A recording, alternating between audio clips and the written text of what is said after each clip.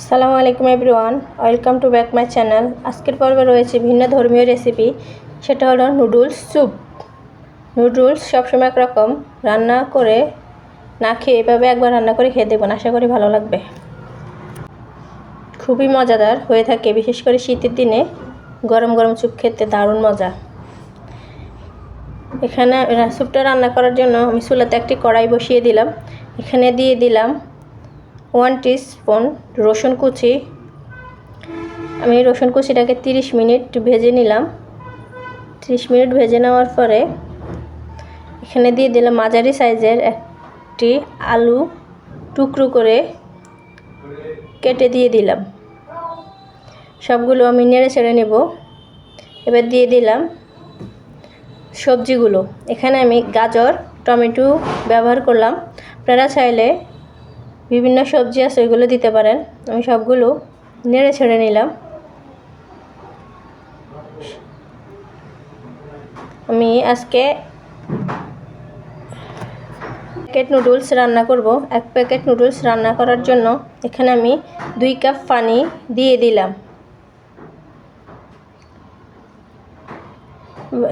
পানিটার বলক চলে আসছে, এবার নুডলসটা আমি দিয়ে দিব। নুডলসটা আমি ভেঙে দিয়ে দিলাম।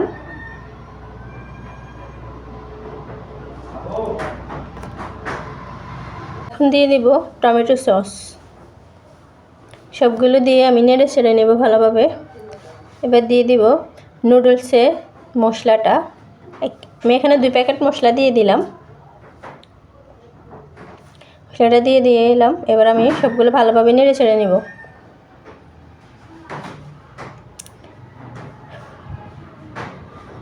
নুডলসের ঝোলটা পাতলা, তাই আমি এখানে 1 চামচ কর্নফ্লাওয়ার পানিতে মিশিয়ে নিলাম। এবার নুডলসে দিয়ে দিব। কর্নফ্লাওয়ারটা দিলে নুডলসেরটা ঘন হবে। এবার আমি নেড়ে ছেড়ে নিব আবারও।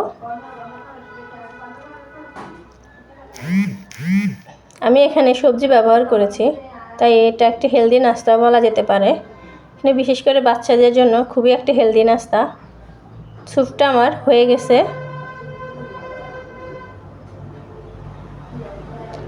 এবার আমি ধনিয়া পাতা কুচি দিয়ে দিব।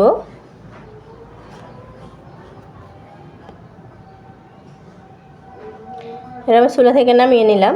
এবার আপনাদের পরিবেশন করে দেখাবো। দেখুন কতটা সুন্দর হয়েছে দেখতে, কতটা সুন্দর দেখায়। কালারটা অনেক সুন্দর আসছে। এখানে আমি একটা ডিম সিদ্ধ করে কেটে দিয়ে দিলাম।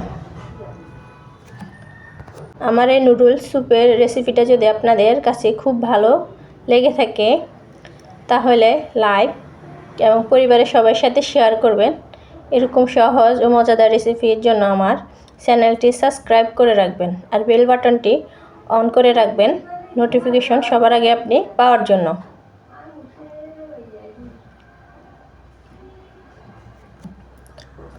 এই নুডলস স্যুপটা হেলদি একটি নাস্তা, বাচ্চাদের জন্য একটি হেলদি নাস্তা। এখানে আমি খুবই সামান্য তেল ব্যবহার করলাম। স্যুপটা খেতেও দারুণ।